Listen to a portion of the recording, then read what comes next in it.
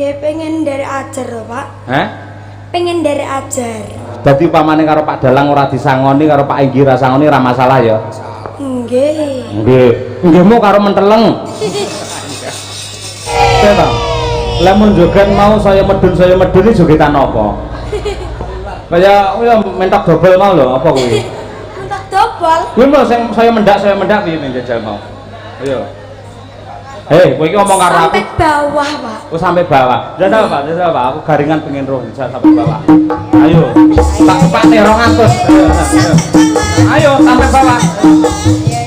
Sampai bawah. Sampai bawah. Sampai bawah. Sampai bawah. Sampai bawah. Kowe tok iso kaya ngono barang sing marahi sapa? Nggih, belajar lho, Pak. Belajar. Walah, nduk ya iso sampai bawah. Mega-mega mongko si SD rung dibokong lho iki ora. Iya. Nek semangat. Nelo. Tutupno neh, ora apa-apa. Ayo. Tak rewangi pati. Terima kasih. Assalamualaikum warahmatullahi wabarakatuh. Ibu Sukesi. Waalaikumsalam warahmatullahi wabarakatuh. Pak Dalang. Iya. Ayo Mbak lawas ning tetep enak iki. Ayo. Piye Bu Kesi sakwise sampean mirsani keguyupan, kekompakan, kerukunan kabeh para warga masyarakat ingkang lenggah ning Pasean Jatirogo kene. Ayo. Wah, nggih, saderengipun kula nembang, saestu kula badhe matur Bapak Ibu. Dalu menika kula sak kanca dados remen bangga bombong panjenengan timbali nglipur wonten mriki Bapak Ibu.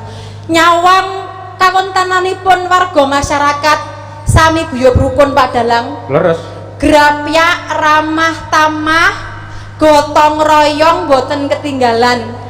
Contone wau sonten nalika jenengan rawuh mampir salat maghrib teng masjid terus dipun ampiraken wonten dalemipun Pak Lurah. Piye, Pak Lurah kalih Bu Lurah Pak Dalang ya Allah. Grapyak ya? Upoh grapyak semanak tur Pak Lurah mboten celuthak Pak Dalang. Iya. Saestu. Monggo Bu Kesi, Bu Lurah ngoten. Monggo Bu Kesi, Pak Lurah ngendikan ngoten. Monggo Bu Kesi dipun nunjuk, monggo dipun dar. Monggo durungane apa-apa lho. Saking gupuhe. Iya, saka gugupe nganti kaya ngono kuwi lek ngormati tamu. Ning saestu Pak Dalang, kula remen sanget dalu menika saged pepanggihan kalih warga masyarakat Pasean mriki. Senadyan to piyayinipun piyayi dusun, nanging semangat luar biasa. Guyub rukun kekompakanipun anggenipun nanggap wayang nyatanipun direwangi urunan ya Allah matur swadaya. Swadaya. Bapak Ibu, kula caosi prisa nggih. Tiang menika menawi ikhlas lahir batin napa malih kersa urunan nanggap wayang niku naminipun sedekah. Nggih napa mboten? Piyayi yen kersa sedekah tur ikhlas insyaallah ganjaranipun dipun tambahi rezekinipun kalih Gusti Allah. Amin. Ngoten niku Pak Dalang. Aku kaya Ustazah Karisma ya. Oh, sapi sampeyan malah. Wis kaya neng Umi Laila apa ora? Iya. Lah mula didongake gandeng para warga masyarakat Pasean kabeh padha kepareng swadaya yang kuyung mergo sing duwe hajat, sing duwe gawe sedekah bumi iki ora mung Pak Lurah, ora mung perangkate, ning kabeh para warga masyarakat. Wis muga-muga sing kepareng berpartisipasi bapak-bapak yang dados petani mugi-mugi panenipun saged lancar lan sukses. Allahumma amin.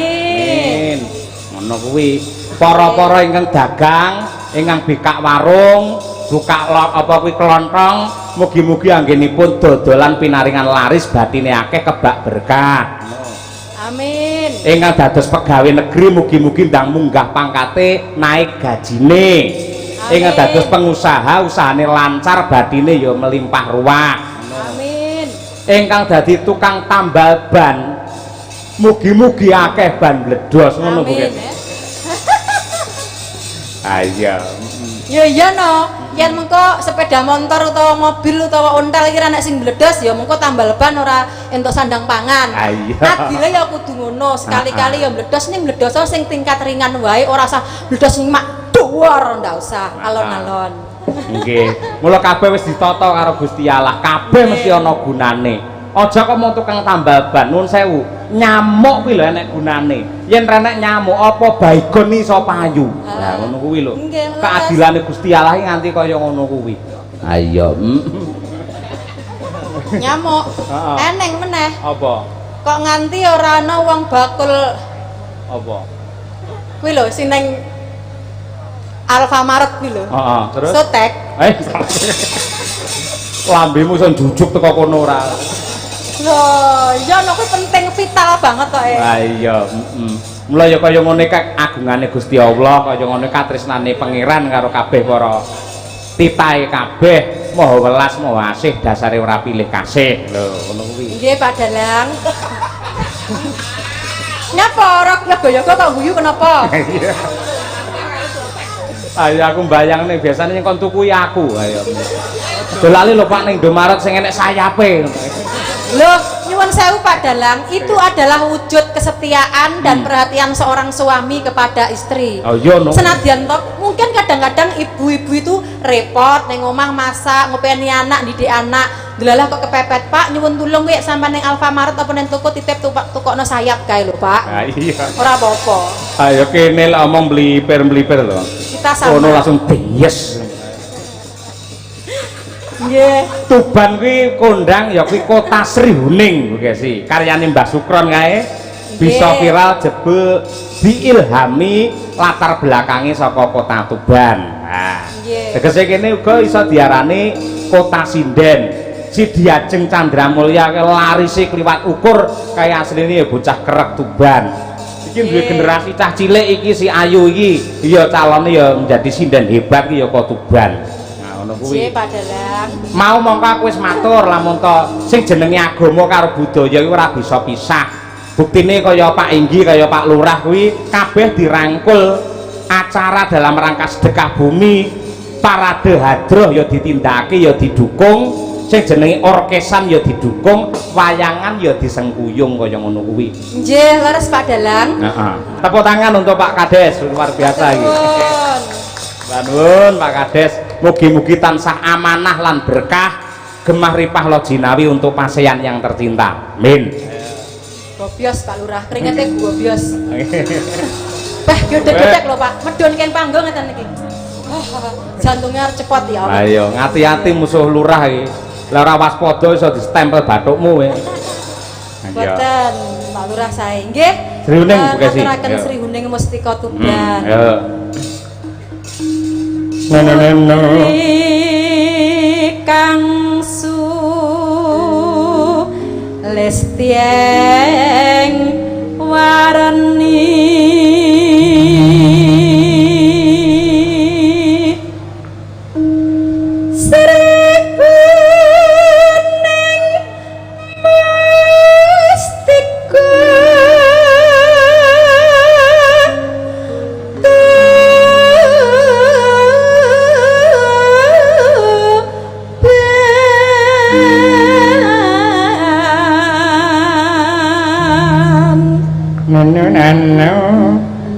labuh tresno prakteng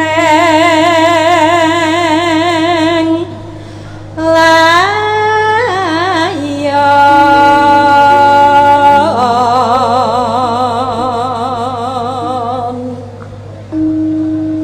duk prangkong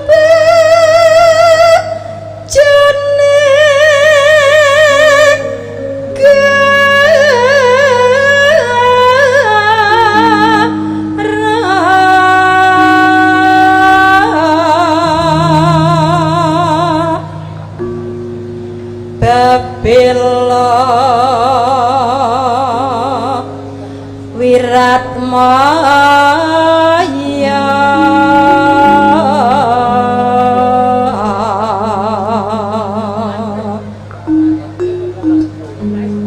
Rangira Srihuning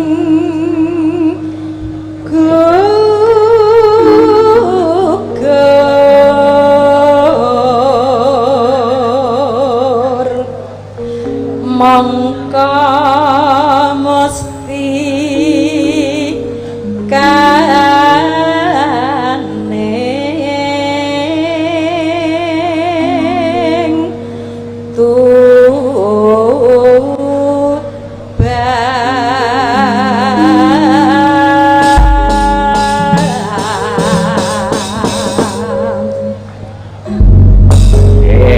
langgamipun Sri Huning kawiwitan saking instrumen rebab yang diembake kaya piul. Ayo kangen karo rebapane Mas Edi. Ayo Yai legendruk kaya ngono. Ayo. Ya Mas, coba kaya apa? Nggih tombo kesel. Ya.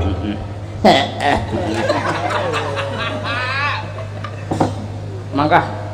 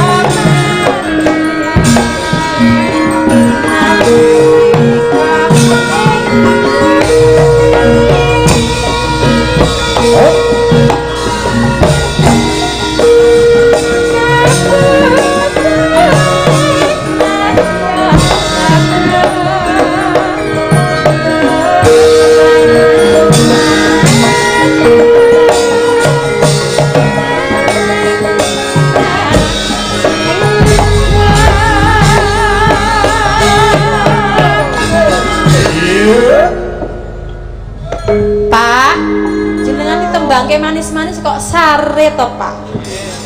Monggo mriki beksa tayub kalih kula. Kersa mboten? Wong kowe iki meresapi kok sare piye to? Ngono iki karo mbayangke nikmati kaya ngene kok ngono kok. Oh iya. Ya Bu.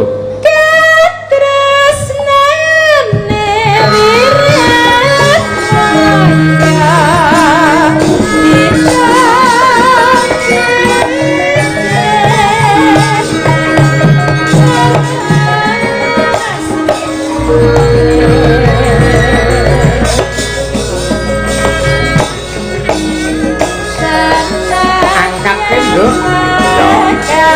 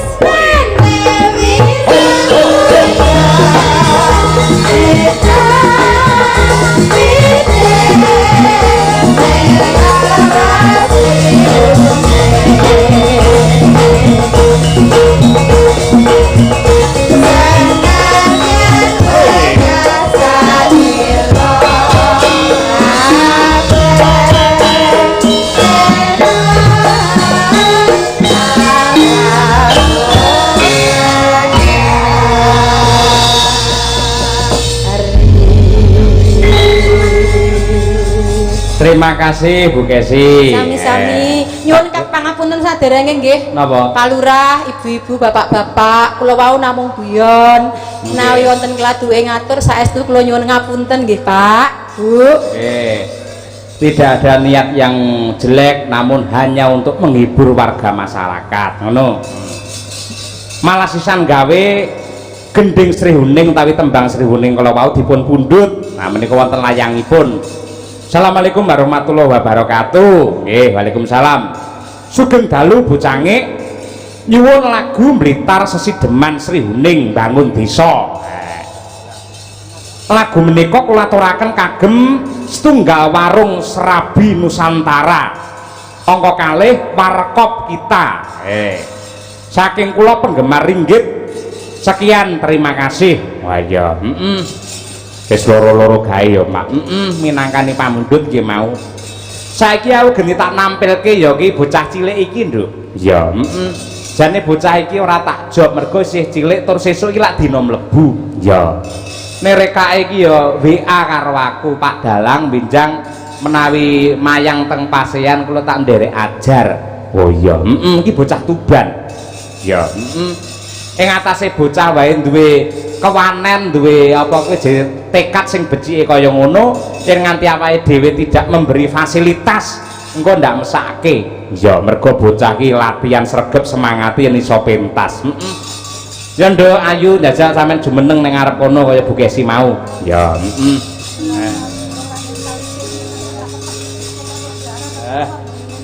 Cah Tuban. Tuban iki genah jos. Jenenge Wali Songo mligine Njeng Sunan Kalijaga kuwi ya saka Tuban.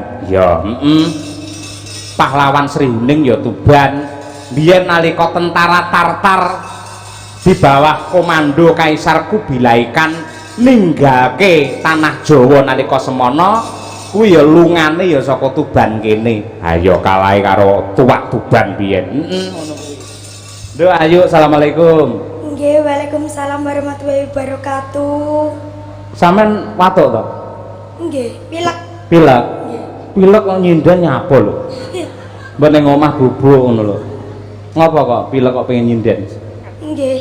Lah yo nggih apa kok nggih tok iki lho.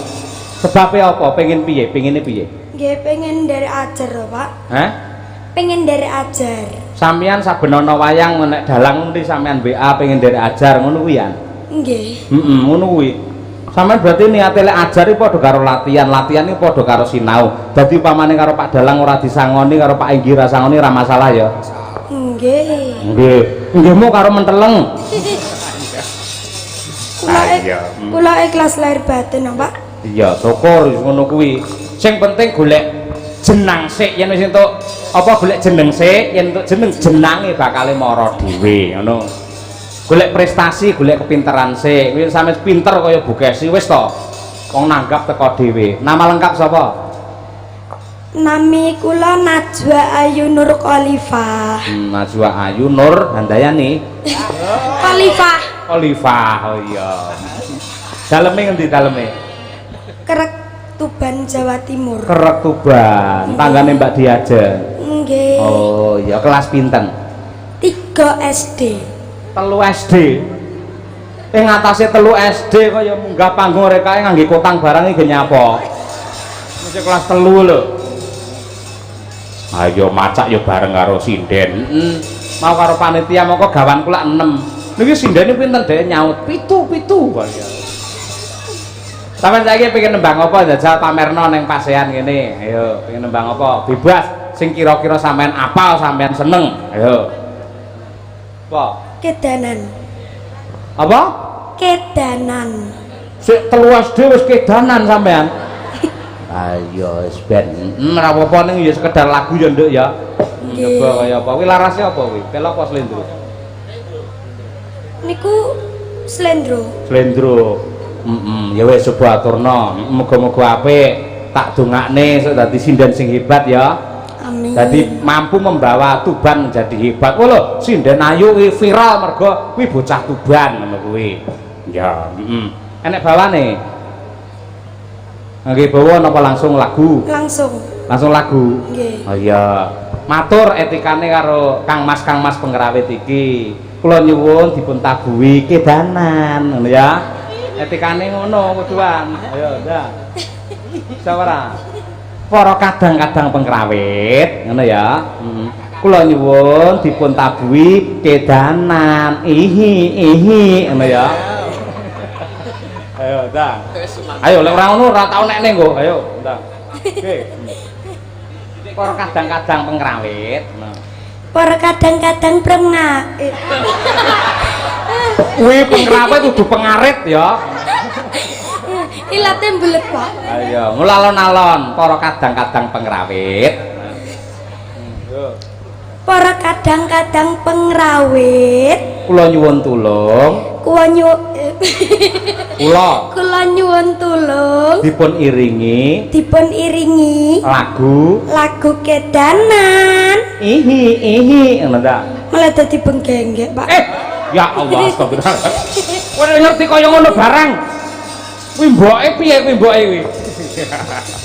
Ya wis sekedar ngerti ora apa-apa. Wah iki ing atase kelas 3 e omongane wis kaya ngono. SMP kira-kira piye, Nduk? Meteng iki. Aja ora. Yo kedanan coba kaya apa yuk. Ayo sing apik, sing semangat, aja isin, aja pekewuh. Yo, mangga, teteos.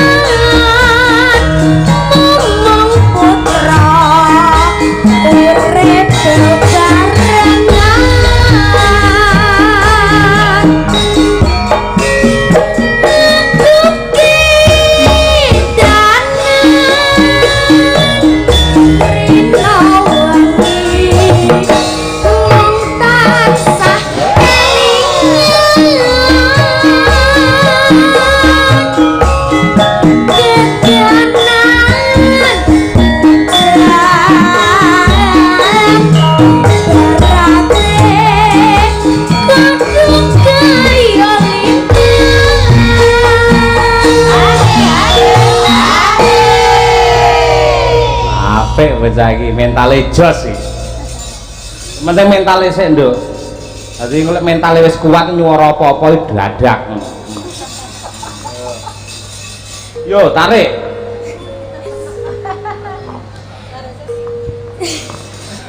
Ngapa yuk? Sis ibu kula, Bu. Apa? Apa, Nduk? Narsis. Oh iya. Yo. Tak rewangi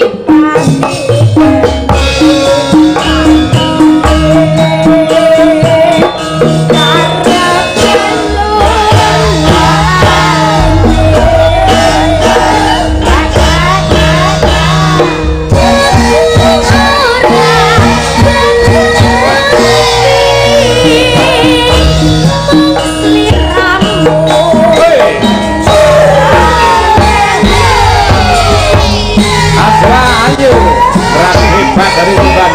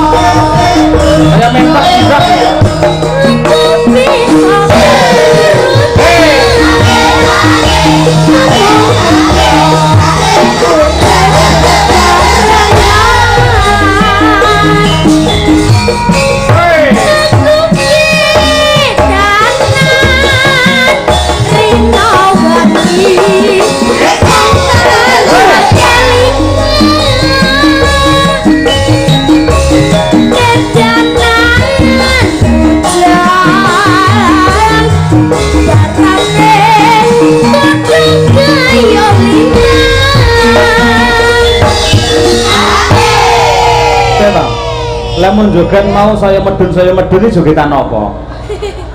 Kayak ya mentak dobel mau lho apa kuwi? Mentak dobel. Kuwi lho sing saya mendak piye njajal mau. Ayo. Hei, kowe iki ngomong karo aku. Sampai bawah, Pak. Oh sampai bawah. Jajal Pak, jajal Pak. Aku garingan pengen roh bisa sampai bawah. Ayo. Tak sepate 200. Ayo sampai bawah. Sampai bawah. Sampai bawah. Sampai bawah. Sampai bawah.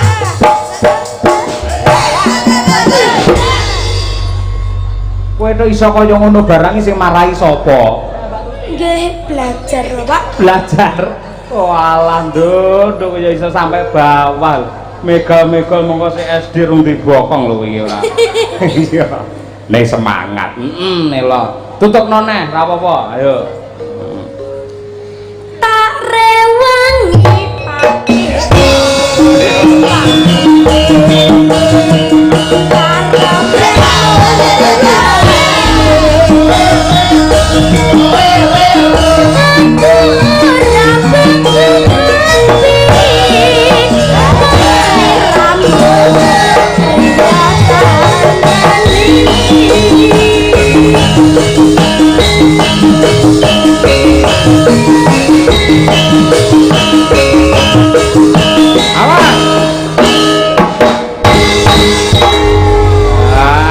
Tepuk tangan untuk Ayu, luar biasa ini. Mangate. Iki piro? Cek Piro? 100.000. Mripatmu awas men. Karo duwe roh ae. Sampeyan niate belajar apa golek duit? Belajar. Berarti ora butuh duit. Nggih butuh. Oh butuh. Kira-kira lek karo Padalang diparingi duit nggih apa? Kayak nyelengi, Pak. Nyelengi. Apa nang omah duwe celeng kowe? Oh ditabung. Ayo. Kira-kira 100 karo 200 milih ndi? 200. Kowe wis mater men wis cilik. Ya jupun dhewe nya. 200. Ya. Nya. Dicelengi tenan lho ya. Nggih. Mulai nganti dijajan sing ora-ora aja mangan basane ciki-ciki ngono kuwi. Nganggo swara ya. Ditabung ngono ya. Nggih, Pak Dalang. Oh iya nya. Kudu bermanfaat duite ya. Nggih. Nek nganti bermanfaat apa nggih tuku dolanan sing rena-rena. Wuh. Tak seneni kowe engko. Nya. Ditabung tenan lho ya. Niat. Niat ya nyonya. Ayo. Matur sembah. Ora salaman iki piye? Ayo. Ora. Kuwi nggih dodo kok ganjel kaos kaki to. Ora kaya bocah ya. Iya. Iki generasi hebat iki, Nduk. Ha iya. Sampeyan ya arep nganti goro-goro. Nggih, Kuat melek. pun biasa. Wah. Biar sinden cilik gleleng men iki ora. Luar biasa nek teh apa kuwi gelungane kaya takir kok gleleng men ae. Gelungane dolan mbak-mbake lho apik bunder kaya ban Vespa sampean kaya takir. Hei, Malah kecilian sirah, Pak. Kecilian sirah. Kecilin sirah. Nggih. Malah gedean gelungane ketimbang sirahe. Kowe barang entuk 200 sama ngamuk lancar. Ah, ya cita-citamu pengen dadi apa, Nduk? Sinden sukses. Wah, sinden sukses. Nggih. Kaya sapa? Nggih. Ibu-ibu waranggana niki. Ibu-ibu waranggana. Nggih. Pilih salah siji. Pengenmu kaya Bu sapa? Bunda Sukesi. Bunda Sukesi. Nggih. Pengen dadi dosen barang. Nggih. Pengen dadi dosen apa dos gembel? Niki.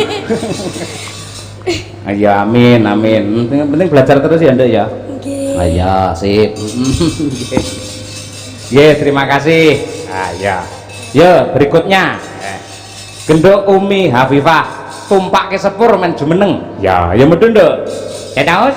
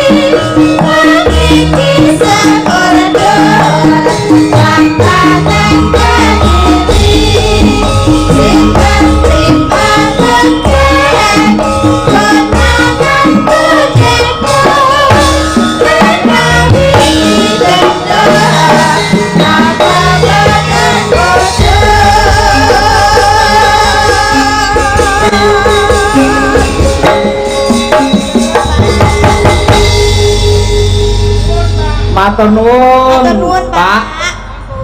Nggih. Matur nuwun, mugi-mugi dados amal jariah. Mengke melih.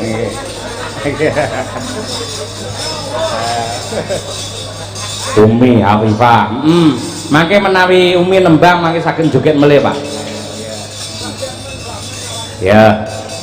Nduk Umi. Dalam, Pak Dalam. Alhamdulillah wis sak perawan saiki. Nggih. Awakmu saya ndadi, wajahmu saya cantik.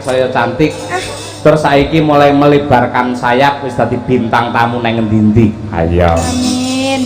Bapak mung kari nyawang, ibarate mbiyen ki sampean ki manuk tak juju tak openi, saiki wis duwe sayap mabura sing dhuwur.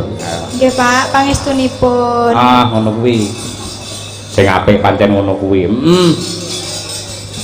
Sadurunge ngaturi pamundhute Pak Inggi sing ngersake ki mau Satu Rasa Cinta. Wah, ya apa iki? Kon iki. Iki ana sing ngersake mau sing nyawer sampeyan ngersane apa Capek Gunung? Nggih, Pak. Napa, Pak? Napa, Pak? Oh, 10.8 nggih mangke lek ngoten. Lah iki ana pamundhut iki Sesideman, Nduk. Ayo, iki pamundhut meneh. Nggih. Ya diaturke coba kaya apa. Ugi kula aturaken dumateng para sutresna ingkang kepareng monitor lumantar streaming Kuntadi channel sugeng mirsani. Ya, Ya Nduk, coba kita mbok kangen. Wiwitane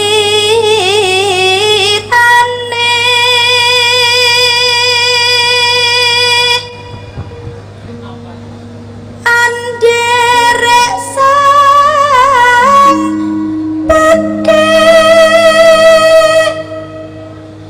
pria bagus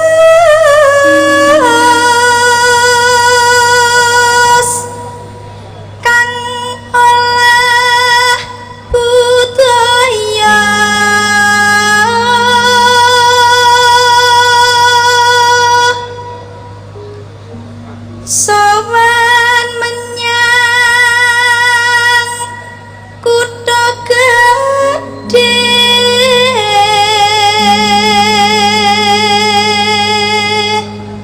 noleno bendera terus kayung-yung selendang kuning kang saking wukir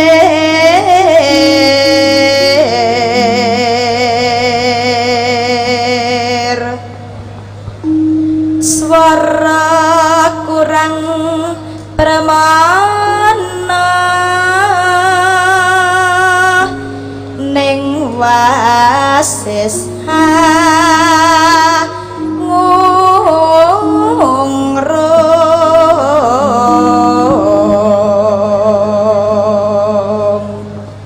nano angung rom marang bendera tiah sulestia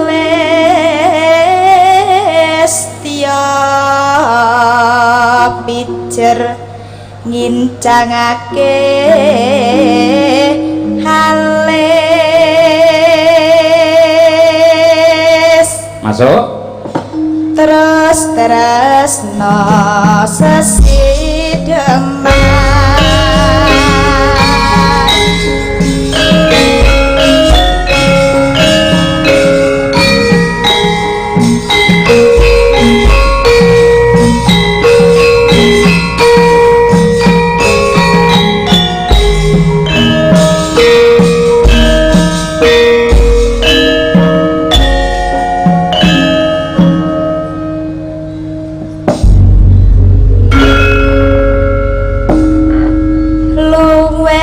becek patenanmu tembang pepisahan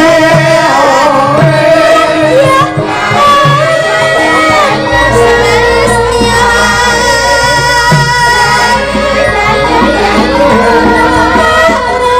wangi samo dana marang kula